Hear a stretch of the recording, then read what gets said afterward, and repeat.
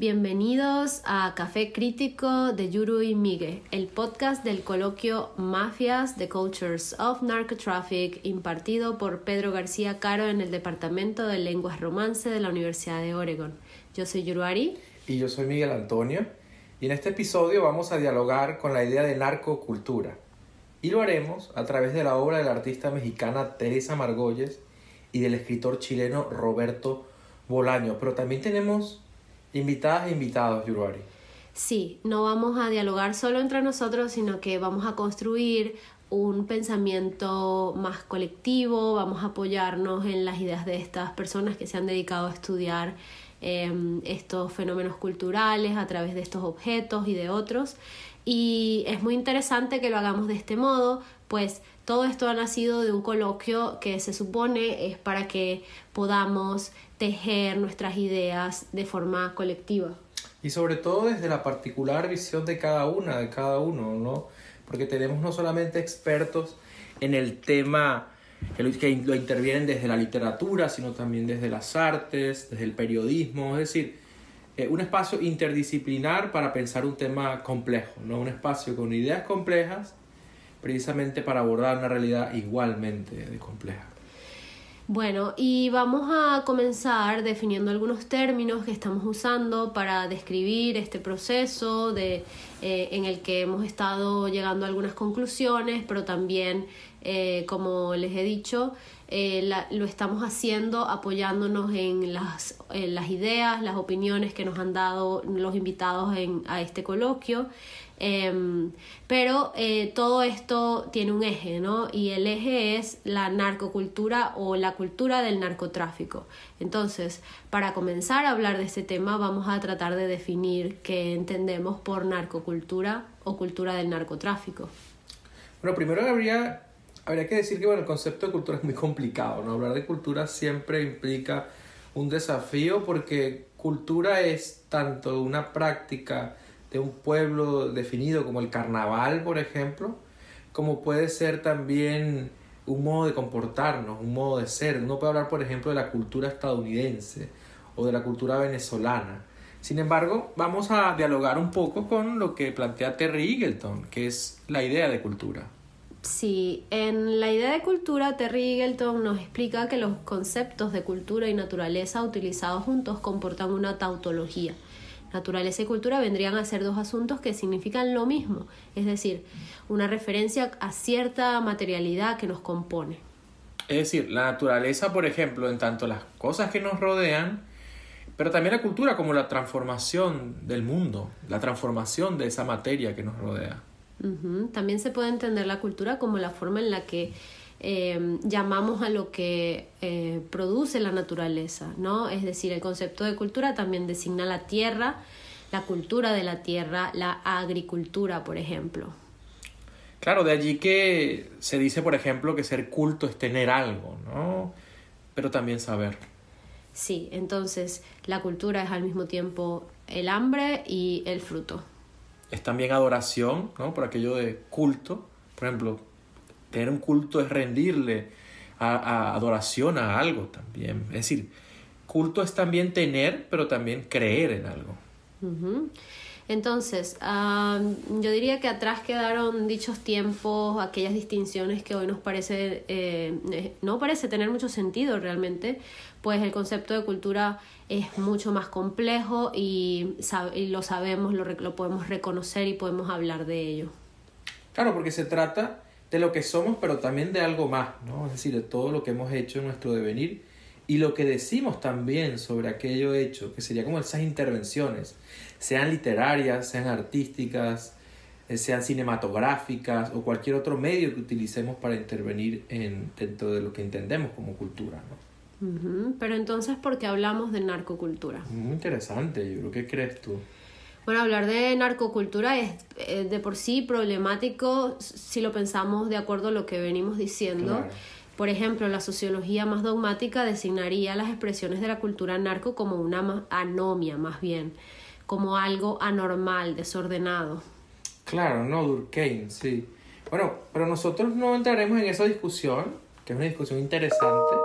Sin embargo, asumimos que la narcocultura es cultura en tanto que del fenómeno del narcotráfico, ¿no?, se desprenden una serie de prácticas culturales con las cuales ese fenómeno violento determinado se define, ¿verdad? Y se define, por ejemplo, Yuruari. Bueno, en lo visual, en lo literario, claro, todo en lo musical, en las costumbres. Por supuesto, ¿no? Y bueno, ya que hemos establecido que la narcocultura es una forma de cultura, también nos gustaría indagar, ¿no?, en la idea del narco como subcultura.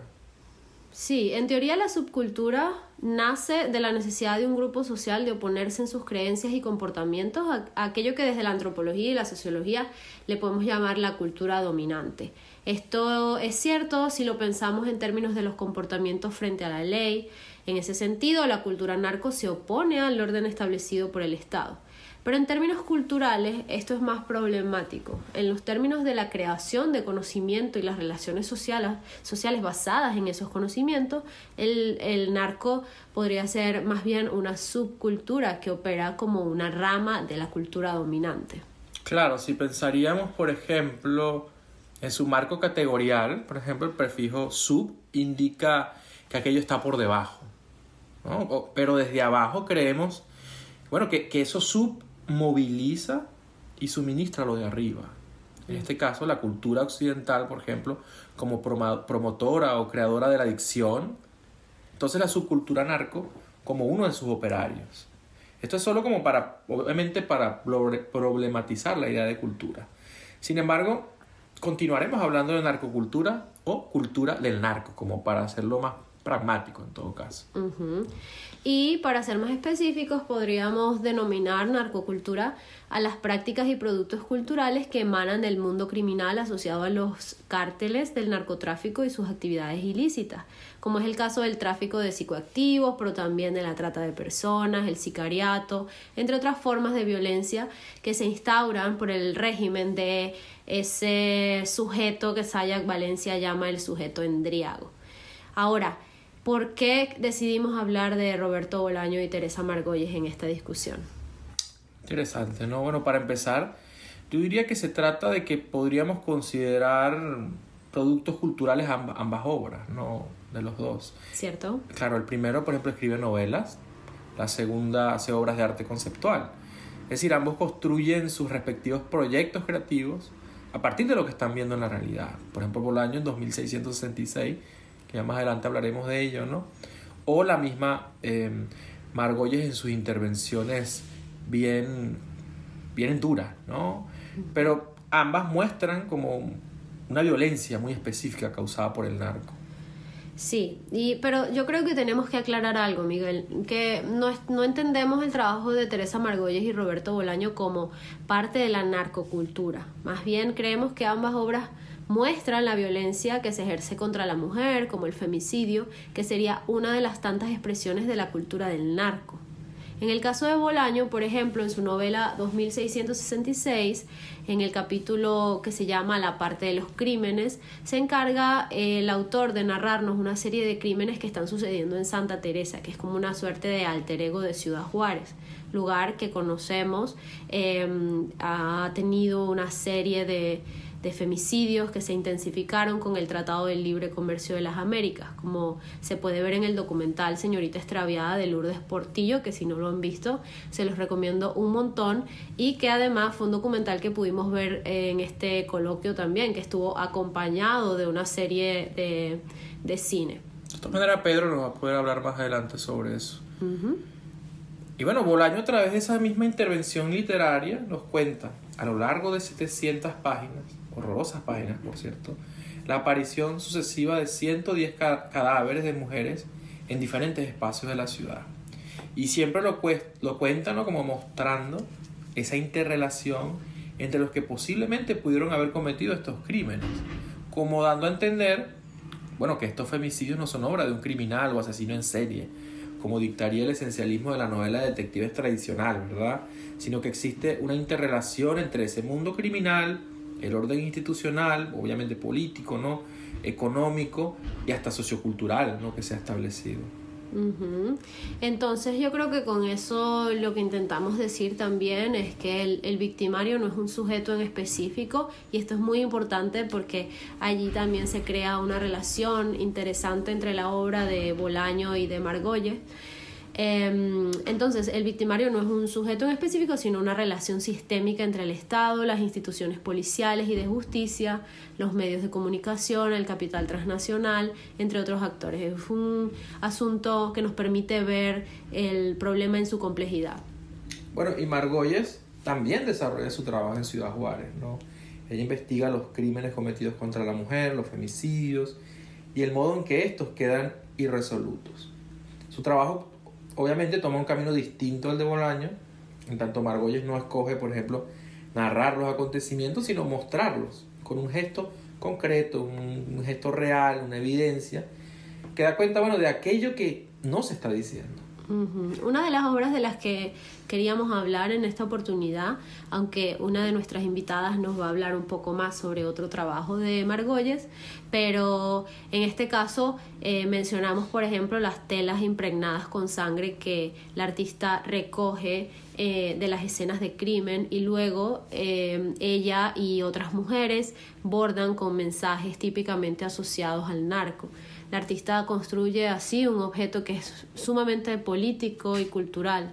Y es político porque es un objeto que confronta ese abuso de poder del que estamos hablando y las fallas institucionales, y cultural en cuanto transforma mediante la técnica, y esto también es muy importante, un simple objeto útil, un objeto que es para nuestro cobijo, y que además, y de un modo muy interesante, algo que podemos también analizar, es que es un objeto asociado a lo doméstico, a la casa, se trata de una manta, ¿no? Una cobija. Entonces, más bien siendo como una suerte de símbolo de la excesiva violencia que la narcocultura y el Estado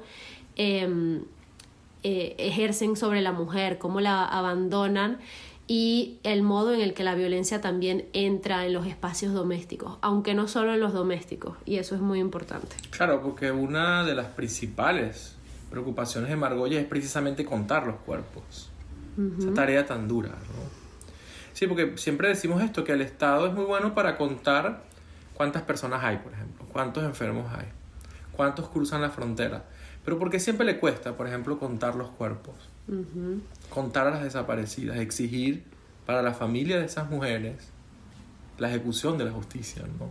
Contar esos muertos también es un tipo de ejecución de la justicia. Sí, mostrar, ¿no? Mostrar que usar esta palabra, las desaparecidas, no es algo que nos remite a un vacío, que hay gente allí, y poder mostrar eso a través de este trabajo es sumamente importante para ayudar a estas familias también a encontrar, así sea un tipo de resolución simbólica en medio de tanta violencia y tanta desigualdad.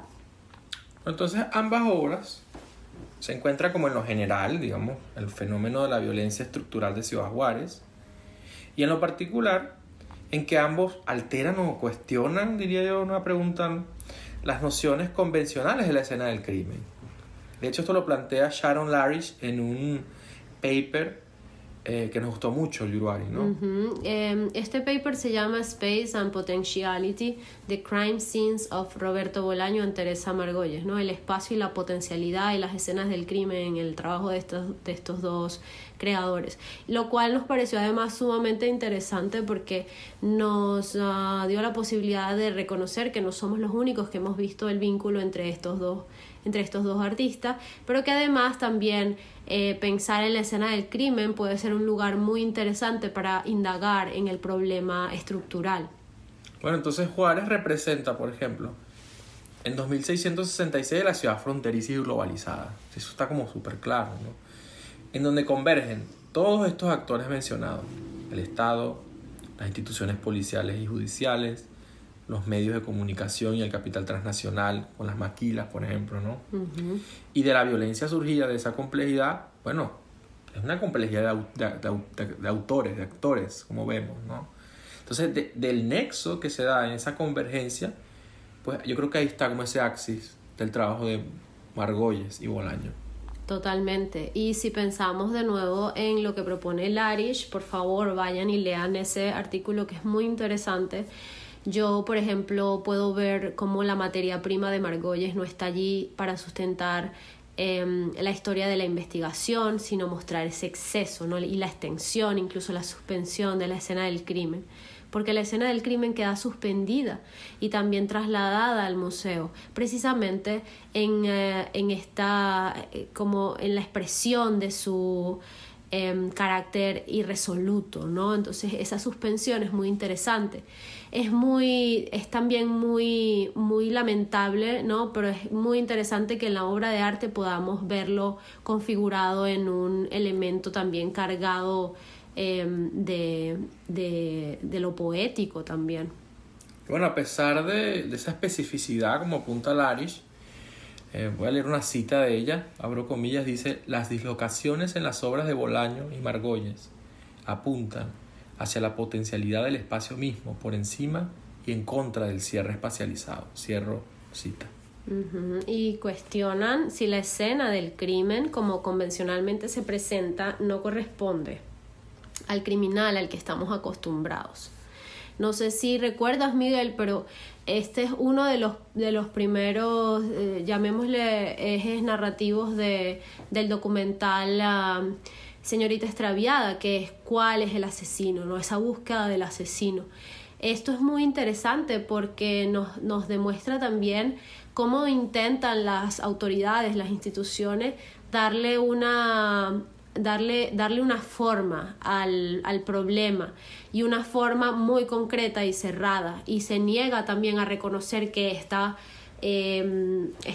forma es mucho más abierta, mucho más compleja, y que no corresponde solamente a un sujeto. Esta idea del asesino en serie, por ejemplo, me parece que es lo que se cuestiona también en estos trabajos. Y que tiene una continuidad además, porque es algo que se puede ver tanto allí en Señorita Extraviada, que es un documental, un género como muy específico, pero también que lo puedes ver en la película de Orwell, ¿no? The Touch of Evil, que también ves ese mundo basurizado, fronterizo, de principios del siglo XX, y lo que ves es la corrupción, ¿no? En todas partes, en cada intersticio. Al final puedes ver que de algún modo es el proyecto para un espacio racializado, un espacio fronterizo como ese. Yo creo que, bueno, tenemos que ir como más allá, ¿no? Y más allá precisamente de ese relato que nos presentan estas narrativas estereotipadas, y entender esa interrelación compleja, bueno, son tanto sociales como institucionales, donde el narco o la cultura del narco parece ser un mensaje borroso producido por la industria cultural, el Estado y sus instituciones, ¿no? Qué sé yo, el Chapo, por ejemplo. El mismo Pablo Escobar, ¿no? Breaking Bad, que es otra versión, pero como glamorizada, ¿no? El profesor blanco que de repente por una razón como que lo lleva a sus límites, se convierte en esta especie de capo transfronterizo también. Una cosa rarísima. Pero siempre hay como esa necesidad de convertirlo en un sujeto y como quitarle las implicaciones sistémicas del fenómeno. Completamente. Entonces yo creo que aquí nuestro objetivo es entender especialmente esto, ¿no? Cómo se ve la escena del crimen, quién es el verdadero criminal, cómo revertimos un poco los estereotipos que se crean en torno a esto, y también estos estereotipos también son precisamente los que sirven para darle forma, para darle sentido a eso que hemos denominado la narcocultura. Comenzamos este podcast con esta canción de el cantante que está muy de moda en este momento, este chico Peso Pluma.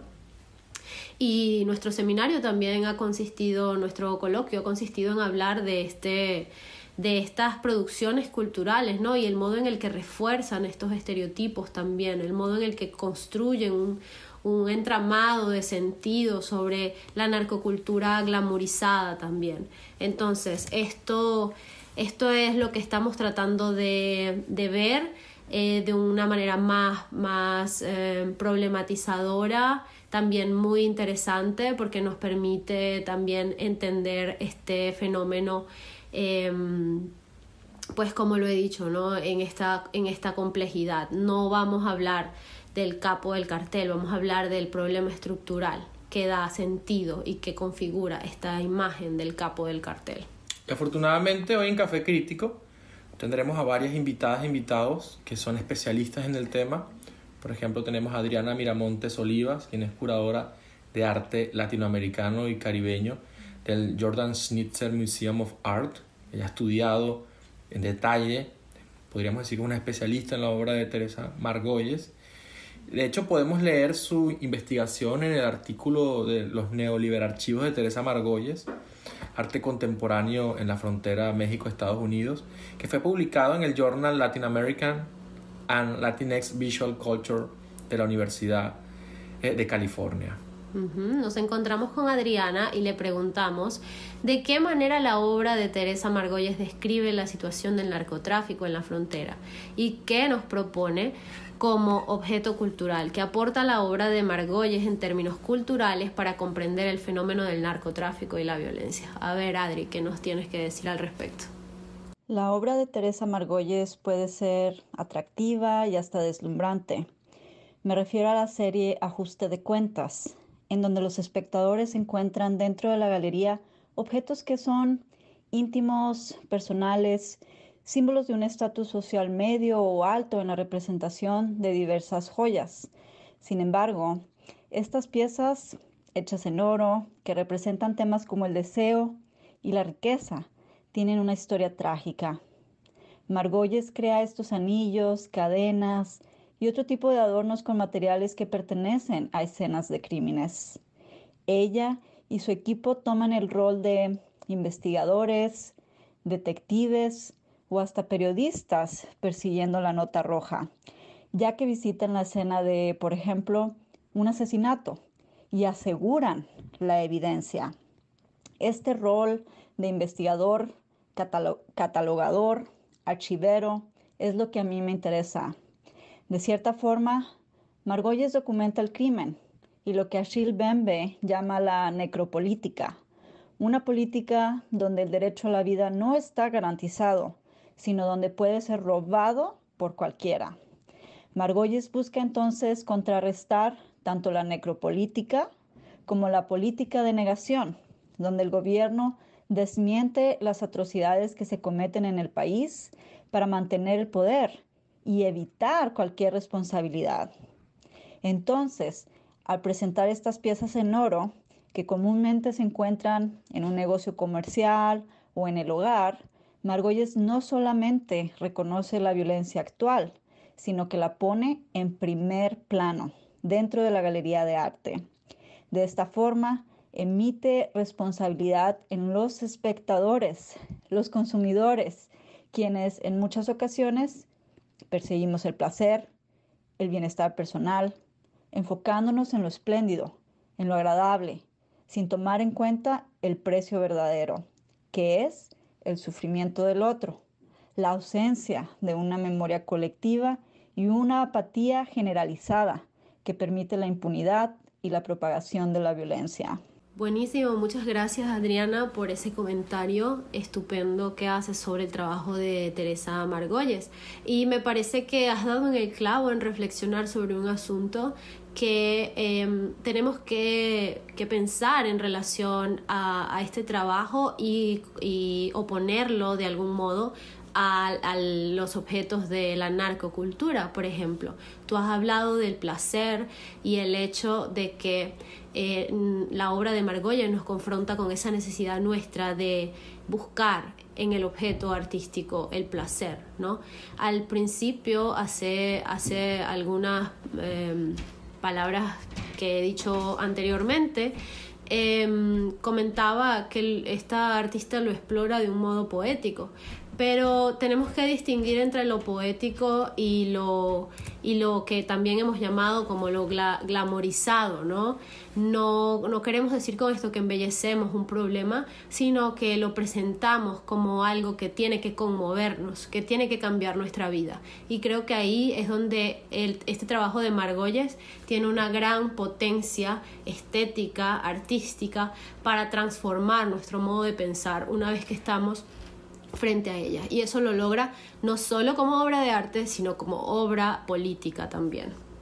Bueno, a mí lo que me llama más la atención de lo que dice, realmente me llama muchas cosas la atención, pero me gusta mucho de lo que dice Adriana, específicamente cómo hay cierta repulsión que se siente frente al trabajo de Margolles, y que podemos ver tal vez como un asunto muy problemático eso, que se puede ver como que se está instrumentalizando el dolor ajeno.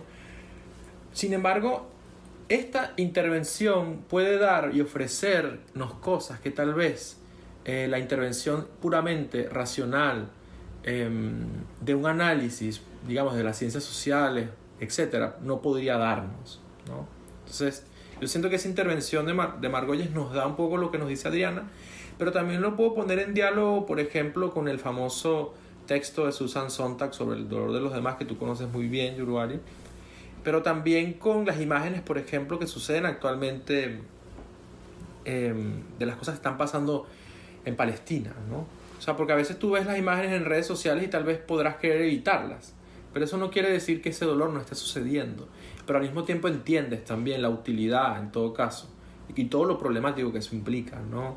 De que es realmente necesario que nos encontremos ante ese dolor para no vivir anestesiados de esa realidad que nos impone el régimen de la narcoemprenduría, ¿no? De este sujeto endriago que no es sino un necroemprendedor, como dice Sayak Valencia. Es bueno también, Yuruari, que comentemos a nuestros escuchas y a nuestras escuchas que Adriana también formó parte de este cartel, que es otro cartel, pero bueno, del programa que produjo Pedro García Caro para este coloquio y presentó, de hecho, el trabajo sobre Teresa Margolles. Pero también tuvimos otro invitado, quien es Osvaldo Zavala, que es muy conocido por su libro sobre los carteles en México, pero también es un especialista en la obra de Roberto Bolaño. Su libro La modernidad insufrible, Roberto Bolaño, los límites de la literatura latinoamericana contemporánea, es un libro también muy importante para comprender la obra de Roberto Bolaño, que es parte de lo que estamos hablando, ¿no? Osvaldo Zavala también es profesor en CUNY en Nueva York, ¿sí? Y bueno, vamos a ver qué tiene que decirnos, cómo dialoga él con este tema tan interesante. Entonces, le preguntamos a Osvaldo Zavala de qué manera esta novela 2666 de Roberto Bolaño dialoga con la situación del narcotráfico en la frontera y qué nos propone como objeto cultural. Estamos muy interesados en pensar en los objetos culturales precisamente para entender cuál es el rol que tenemos nosotros los humanistas, las personas que estamos creando un pensamiento también en torno a estos objetos y ver de qué modo estos objetos también nos relacionan con esos problemas, no solamente desde este espacio teórico, sino también práctico, cómo nos sitúan en el mundo real, ¿verdad? Entonces, ¿de qué manera esta novela aborda este problema del narcotráfico que propone como objeto, aun cuando es un tema que no se trata directamente y que ciertamente aparece como tangencial? ¿Crees tú, Osvaldo, que como intervención literaria aporta un elemento en términos culturales para comprender el fenómeno del narcotráfico y la violencia? Lo primero que pienso cuando relaciono la obra de Bolaño, en particular 2666, con el tema del narcotráfico, es que debemos recordar que la novela se publicó en 2004, cuando en México el tema de la violencia asociada al narcotráfico todavía no detonaba como lo habría de hacer a partir de la militarización de la mal llamada guerra contra el narco que inicia el presidente Calderón en 2006. Entonces el México que en realidad está retratando la novela de Bolaño es un país que de hecho está viviendo una de sus décadas menos violentas de su historia. Para 2004 la tasa de homicidios ha descendido durante toda esa década y a pesar de que hay fenómenos muy graves como el del feminicidio, que aparece desde luego en la novela de Bolaño de un modo muy importante, el narcotráfico no deja de ser todavía un tema de algún modo secundario, ¿no?, en la experiencia de la violencia que se habría de vivir después en los siguientes años. Entonces creo que en parte esa es la razón por la cual la novela no indaga con demasiada frontalidad en la cuestión del narco, que finalmente no es el tema, sobre todo en la frontera y mucho menos en Ciudad Juárez, que está acaparando la atención de todo el mundo. Lo que realmente suscita mucha de la atención literaria y periodística en torno a la frontera, pues tiene que ver con el feminicidio, con la pobreza rampante, los efectos desoladores y terribles del neoliberalismo y de la precarización generalizada que dejó el Tratado de Libre Comercio que entró en vigor en 1994. Entonces, Bolaño está más bien atendiendo a los efectos fronterizos de la precariedad global que genera el proyecto neoliberal en México. Entonces creo que en parte también eso es lo que posibilita que 2666 vincule toda esta experiencia de la violencia, del feminicidio, también del narcotráfico, de la corrupción de la policía, la precariedad, etcétera, con los otros fenómenos de violencia histórica que atañe la novela, ¿no?, como la Segunda Guerra Mundial, el movimiento de derechos civiles y los Black Panthers en Estados Unidos, etcétera. Ahora bien, me parece que el tratamiento que hace Bolaño sobre el tema del narcotráfico es sumamente interesante, precisamente porque no se propone desentrañarlo como un tema clave o central para la comprensión de la frontera, sino como un fenómeno de relevancia inmediata por digamos todo lo que atañe el comercio de drogas, como un tema asistencial, como un tema policial, pero de ninguna manera como se le entenderá después como un tema de seguridad nacional o como un tema que suponga un problema de gubernabilidad o de viabilidad del Estado, como después se ha querido presentar, sobre todo desde la óptica oficial y en los medios de comunicación. Entonces, la novela de Bolaño se enfoca en pensar el narcotráfico como lo que probablemente de un modo mucho más acertado era en esos años, ¿no? Es decir, un fenómeno de algún modo marginal, secundario, en el que estaba involucrada mucha de la clase política y económica del país, la clase empresarial del país, como ocurre en la misma novela, y desde luego siempre con el consenso, con la protección de la policía local, como aparece también pensado en la novela. Y entonces es bien interesante lo que hace Bolaño, porque a pesar de que conversa de un modo muy cercano con personajes como Sergio González Rodríguez, un periodista que cubrió el tema del feminicidio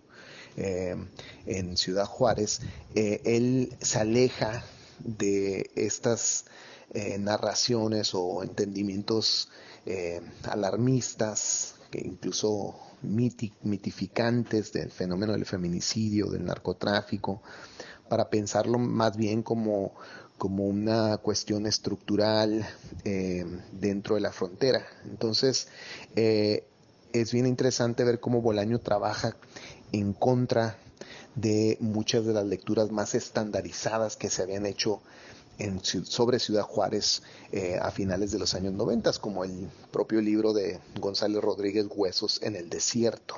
En ese libro, por ejemplo, se sugiere la idea de un asesino serial que habría matado a más de un centenar de mujeres, y Bolaño rechaza esa tesis y en cambio pues piensa el fenómeno del feminicidio como una multiplicidad de factores en una sociedad altamente precarizada, como insisto, y y que al mismo tiempo pues sintomatiza de muchos modos la vulnerabilidad de las mujeres, sobre todo de las mujeres más pobres, las mujeres más sometidas a un régimen de marginalidad y de explotación que conecta no solo con las maquiladoras, sino también con la precariedad en general que vive la mujer en la frontera.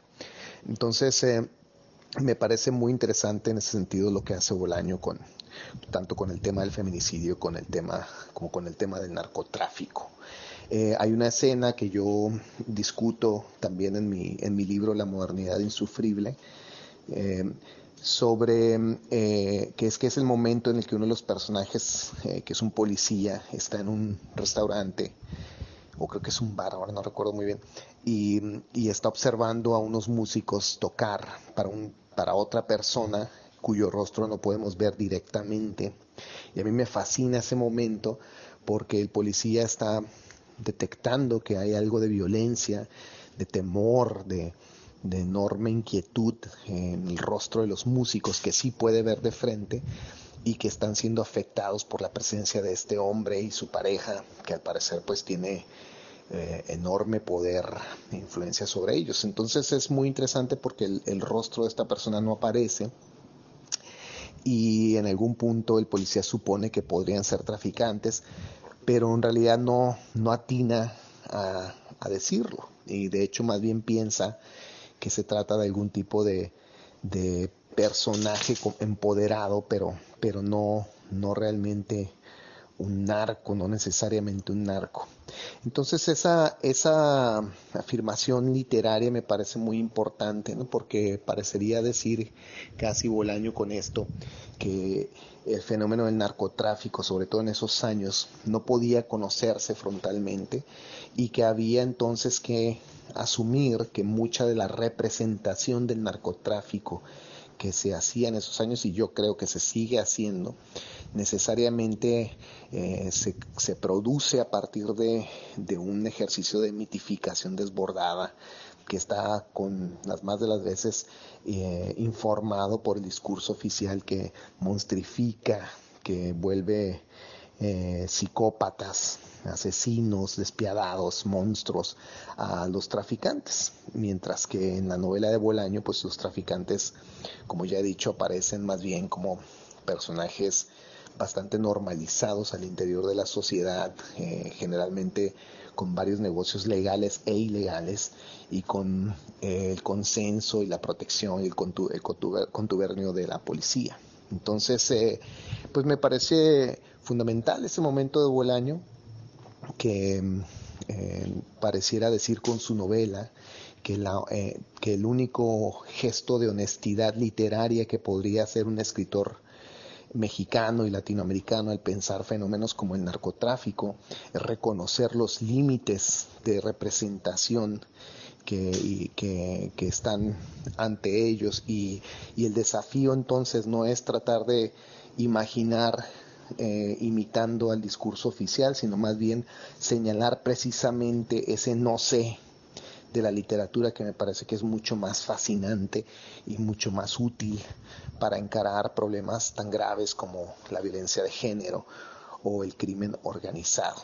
Entonces yo creo pues que la lección de Bolaño en ese sentido es reconocer los límites de la ficción y asumir en realidad una posición más crítica contra las lecturas más estandarizadas que con frecuencia son complacientes con el discurso oficial que criminaliza la pobreza y que quiere dar respuestas fáciles a fenómenos como el del tráfico de drogas o el del feminicidio. Gracias, Osvaldo, por tu respuesta. Lo bueno, Yuruari, y lo productivo, ¿no?, de conversar con los expertos es que te ofrecen unos detalles que uno por sí mismo no podría llegar, ¿no? Detalles, estadística, precisiones sobre la novela, momentos muy concretos que te muestran ese ethos de esa cosa compleja que es la cultura del narco y cómo pueden intervenirse en ella a través de la literatura o el arte. Y en este caso muy concreto, lo que hace Bolaño aun cuando no es el tópico principal de su novela. Sin embargo, yo lo que siento es que sigue siendo esto que hemos venido hablando y que yo lo vinculo con la ponencia que dio Yuri Herrera en el programa del coloquio. Me gustó mucho esa distinción que hace Yuri en torno a la novela negra, ¿verdad? O el noir, ¿no? ¿Sí? Y la novela detective tradicional. Entonces, en donde por ejemplo, la novela detective tradicional, bueno, hay un culpable o una culpable concreto, es decir, Sherlock Holmes o los grandes textos de Agatha Christie, qué sé yo, ¿no? Es decir, donde tú a través de un ejercicio racional tú vas a encontrar al o la culpable, ¿no? Deducir para resolver. Exacto, es una cosa muy racional, muy cuadrada. Si yo cuento 1 más 1, A más B igual a C. Sin embargo, como nos cuenta Yuri, pero también nos cuenta Osvaldo, es la cosa más compleja que eso, ¿no? Entonces estos problemas, siempre, bueno, todo este tinglado también narrativo nos impide ver al verdadero criminal, ¿no?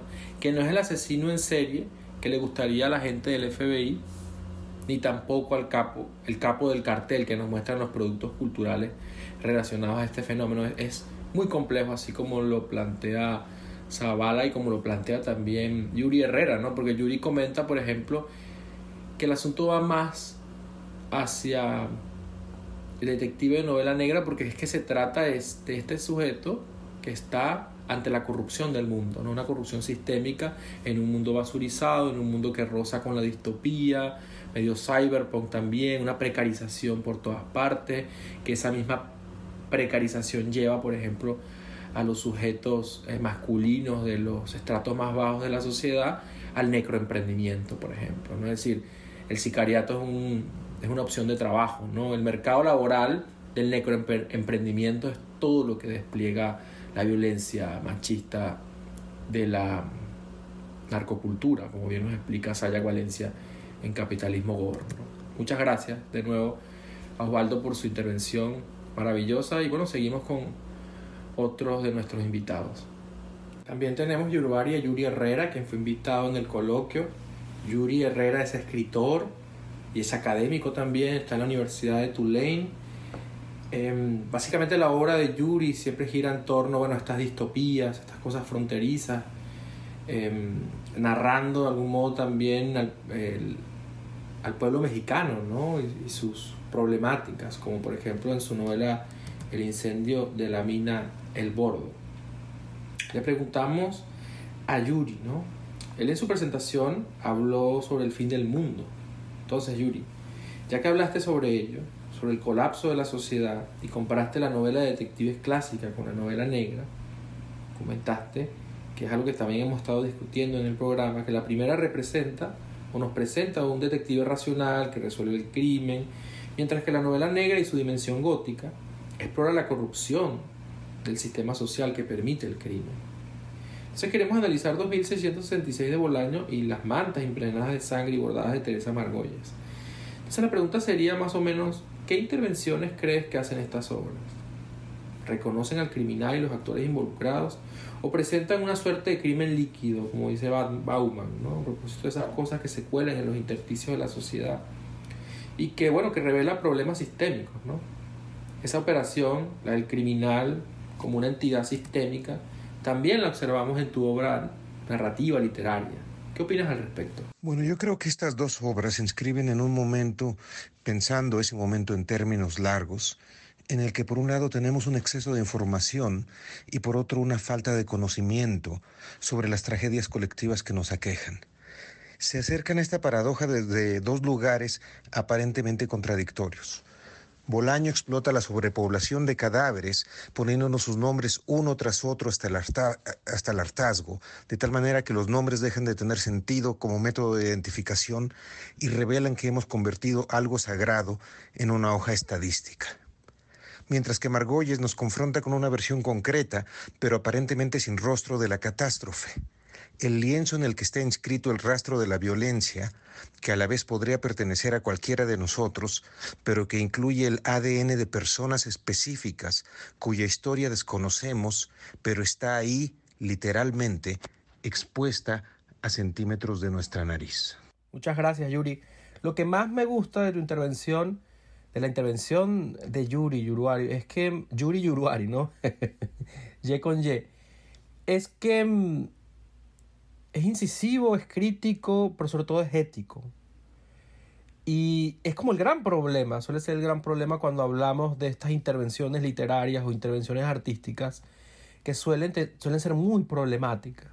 Pero afortunadamente este comentario de Yuri, bueno, nos trae a que siempre debe haber una suerte de tramado ético para poder hablar de estas cosas, ¿no? Que no solamente las víctimas sean estadísticas, que no solamente sean acciones efectistas, que nunca se permita la instrumentalización de las víctimas. Muchas gracias, Yuri, de nuevo por tu respuesta. Otra de nuestras invitadas es Sayak Valencia. Ella es una poeta, es filósofa, es narradora también, teórica del feminismo, ensayista mexicana y artista del performance, y se autodefine como transfeminista también. Y bueno, nos tenemos una pregunta preparada para ella. Muy bien, Sayak. Como sabes, hemos estado entrevistando a participantes en este coloquio para pensar en el problema del narcotráfico y analizar la obra de Bolaño y de Margolles, y hemos obtenido descripciones del fenómeno y lecturas sobre la importancia de estos trabajos para pensar en este problema. Esta es una violencia que tú muy bien conoces y describes en tu trabajo también.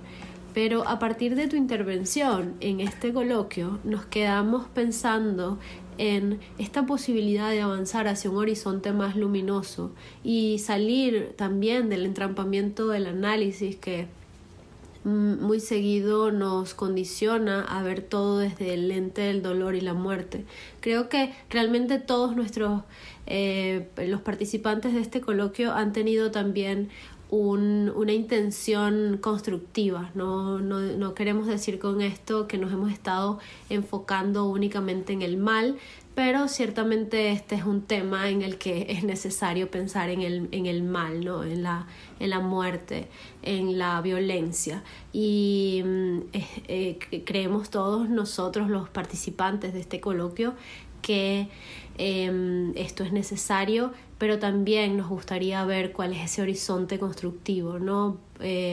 Ver qué podemos hacer para pensarnos de un modo más luminoso y amoroso también. Entonces, ¿qué nos cuentas al respecto?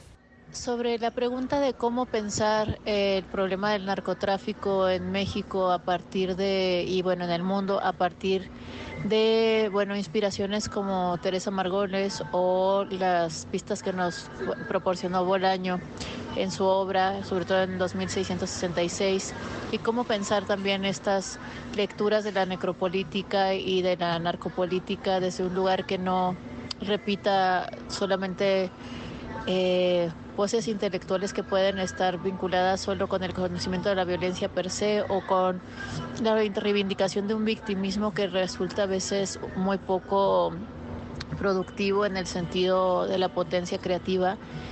Considero que básicamente el análisis sobre el problema de la necropolítica, la narcopolítica, el narcotráfico, el capitalismo gore en el hemisferio es un problema que puede verse desde diferentes perspectivas y que hay sesudos análisis tanto académicos como desde otras esferas de la política y de la economía. Sin embargo, creo que el marco de representación que nos brinda el arte, la literatura, los estudios culturales y otras formas de interdisciplina es poner en diálogo procesos y situaciones, fenómenos como el de la narcopolítica o el del narcotráfico, en un contexto más amplio, ¿no? No solamente visto desde el ángulo estrecho del análisis político y económico, sino más bien ver las interrelaciones complejas que tienen con las sociedades contemporáneas, en las sociedades donde se instalan, y cómo esto es un reflejo también de otros fenómenos sociales que están siendo vinculados a través de, o un malestar que también está siendo vinculado a través de estas prácticas, digamos, distópicas de los sujetos endriagos o de los o de las necromasculinidades, en el caso de México, a través justamente de lo que denominó el precariado gore y de los mercados de la muerte. En este caso, también creo que el análisis que tenemos que podemos me gustaría que pudiéramos desarrollar desde las academias es un análisis que también se vincule con las prácticas de protesta y de disidencia micropolíticas, que sí, que pueden tomar las herramientas de la literatura, de la crítica cultural, de la música y de todos los productos culturales para llevar a un lugar menos oneroso y también menos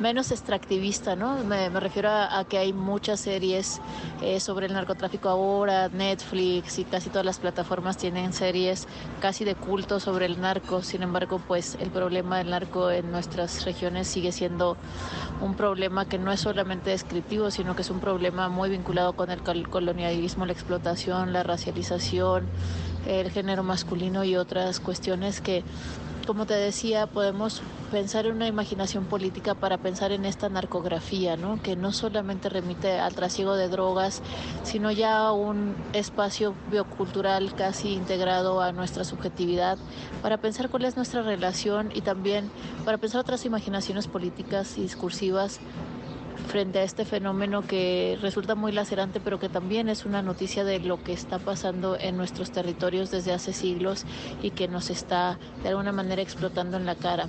En este sentido, mi lectura de esta narcografía es también revisar los tentáculos o los alcances que tiene este capitalismo gore en otras geopolíticas que no son las geopolíticas acostumbradas para pensar en la violencia del narcotráfico como México, Colombia, sino también los tentáculos necroadministrativos, diríamos, para pensar la relación que tienen estas economías de la muerte con los nortes globales y cómo es también nuestra responsabilidad ética y política pensar en estos puentes para, pues sí, por supuesto, para no solo para reflexionar, sino para pensar en una práctica crítica desde nuestras trincheras, de nuestras academias, para crear un imaginario político y una gramática que tanto conceptual como afectiva que nos pueda llevar a la superación no del fenómeno en sí mismo, sino a la creación de un diálogo compartido entre la sociedad, porque creo que uno de los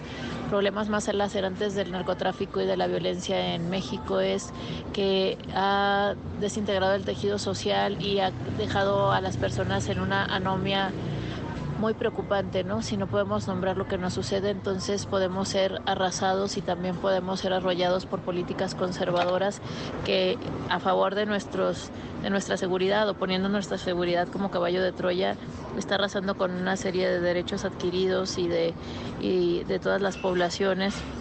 Una especie de chantaje institucional que administra la muerte o necroadministra el sufrimiento para que las poblaciones afectadas por este fenómeno pues no puedan salir de ahí, pero sobre todo para las que no estamos directamente afectadas, no podamos tejer una red tanto de afecto como de cuidado con estas otras poblaciones.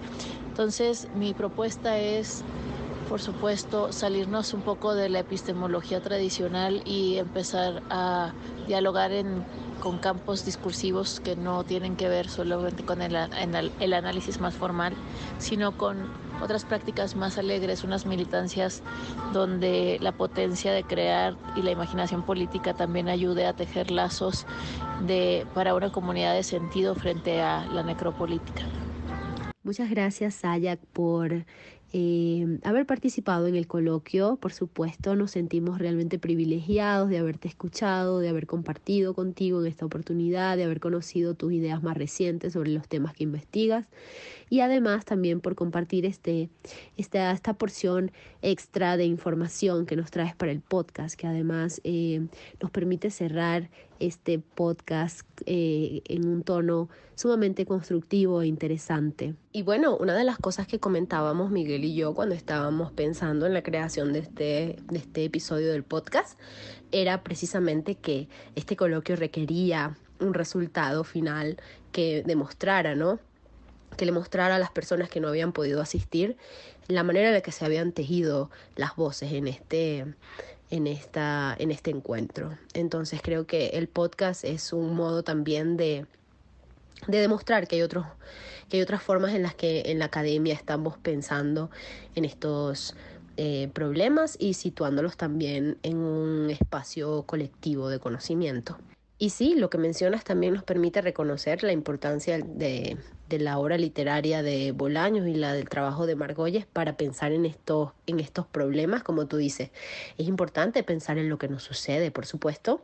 No se trata de mirar hacia otro lado, pero también se trata de pensar cuáles son esas epistemes que estamos ignorando, que nos permitirían no reconocer estos problemas también desde lo político, pero también desde lo afectivo, ¿no? Y desde el cuidado. Como tú mencionas, las prácticas alegres y las militancias alegres son importantes para que este problema no se quede meramente en lo descriptivo, sino que seamos capaces de situarnos y mantenernos despiertos, observándolo y pensándolo desde todas sus posibilidades materiales e intelectuales. Así que esto también ha sido una oportunidad para reconocer que el trabajo de Bolaños y el trabajo de Margolles es realmente importante para pensar en este problema, un problema como puede ser la violencia, ¿no? Y que además nos permite reconocer que hay miles de otros trabajos allí con los cuales podemos seguir manteniendo esa actitud despierta ante eso que tú llamas la necroadministración. Y bueno, también para tener como una visión un poco más holística, tenemos también como invitado a este podcast a Pedro García Caro, el organizador de este coloquio sobre mafias y narcotráfico, quien nos va a contar un poco sobre su experiencia, no solo como profesor, sino también como productor, organizador, y también su propia perspectiva autocrítica y reflexiva sobre qué ha sido participar en este coloquio de una manera tan intensa como es desde la visión del organizador. Estamos aquí en la isla del espanto, como lo llama alguna gente, la isla del encanto, lo llama la propaganda turística, y se ha ido la luz en media isla y la colonia continúa. Me pedís que reflexione sobre el proceso de organizar el coloquio sobre narcotráfico y cómo fue toda esa marabunta de escritores y de participantes que hemos organizado. Para comenzar, quizá el punto inicial sería pensar en el concepto, como he dicho en otras ocasiones, del coloquio. La idea de hablar todos juntos, o de que hablen diferentes autoras y autores, sobre todo, con sus ángulos y puntos de vista, pero a lo largo del tiempo, que es la idea en latín del coloquio. La conversación, pero en profundidad. No es solo una conversación, sino una conversación con posicionamientos teóricos y principios profundos como los que nos han mostrado casi todos los autores que han venido, o todos, todas. Son autores que llevo leyendo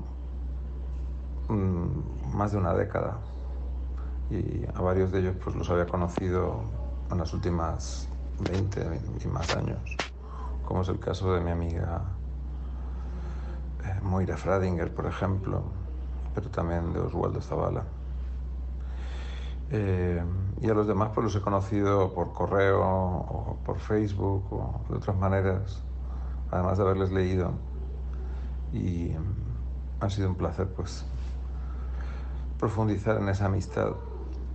En general he quedado muy contento, creo que ha sido un proyecto de muchísima logística.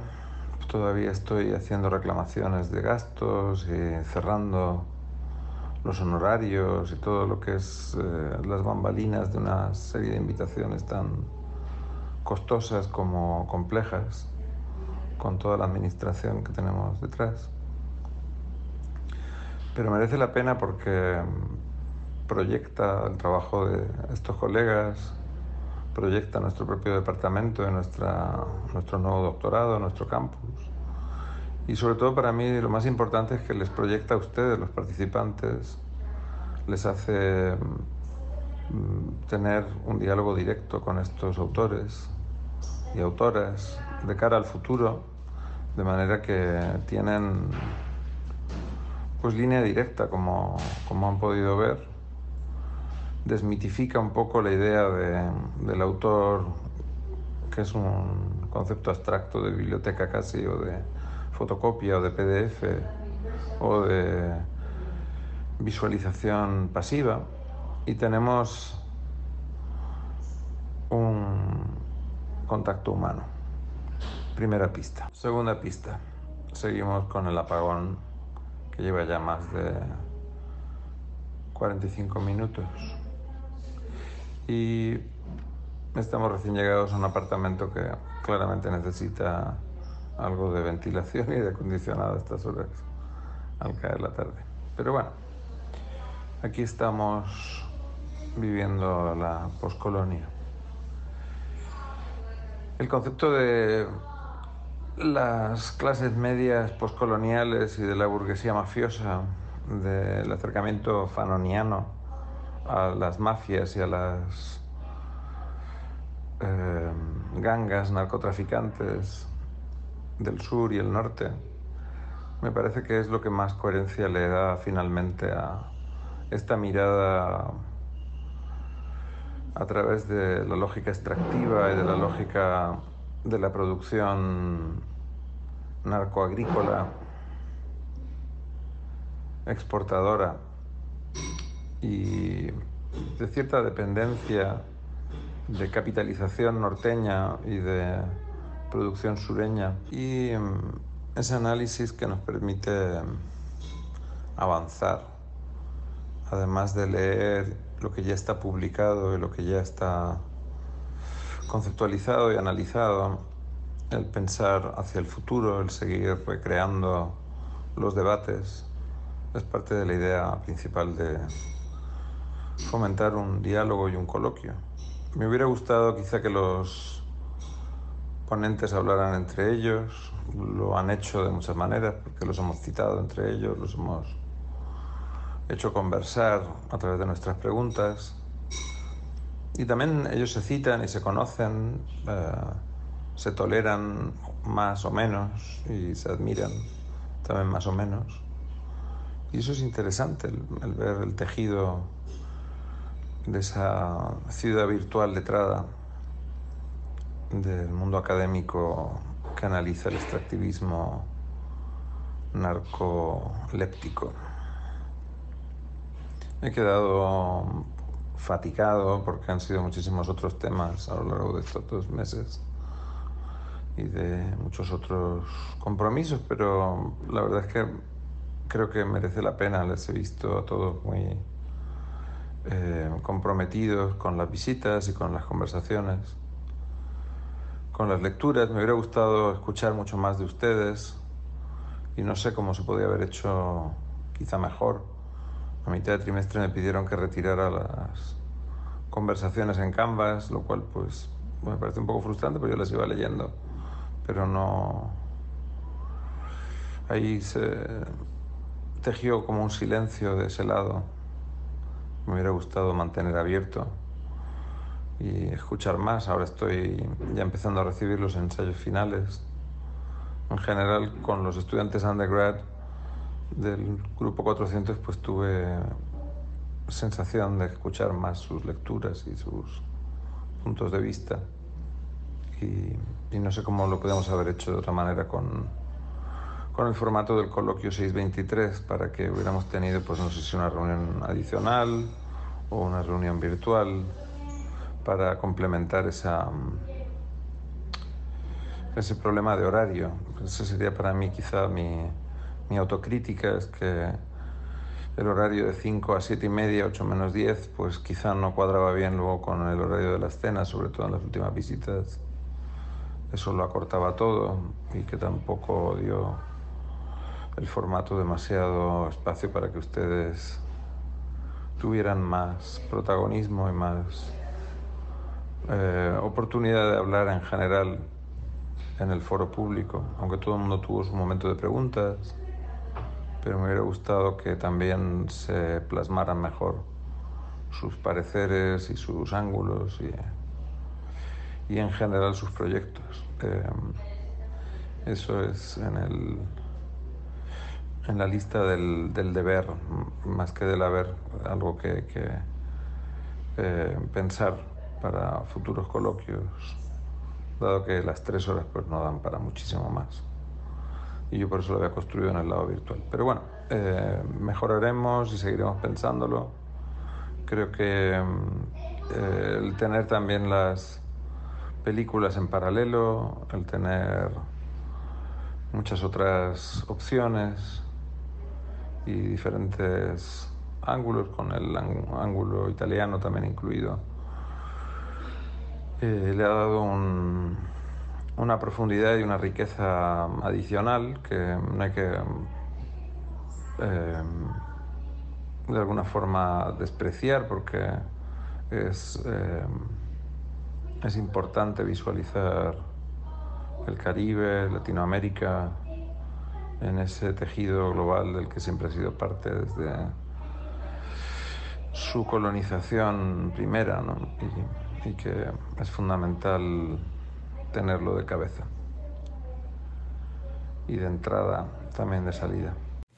Bueno, muy bien, esto ha sido una conversación sumamente interesante. Estamos muy motivados porque este producto que se ha convertido en un podcast, pero que también puede echar raíces para hacer un proyecto más amplio y sumamente interesante. En parte es gracias a que hemos reunido a estas voces en un solo espacio y se nos ha permitido estar cerca de todas estas personas, hacerles preguntas, dialogar con ellos, ¿no? Entonces creo que ambos podemos decir que esto ha sido una experiencia sumamente enriquecedora intelectualmente, pero también en muchos otros sentidos. El problema del narcotráfico, pensar en el narcotráfico, en la narcocultura, pensar también en los objetos culturales que abordan este problema,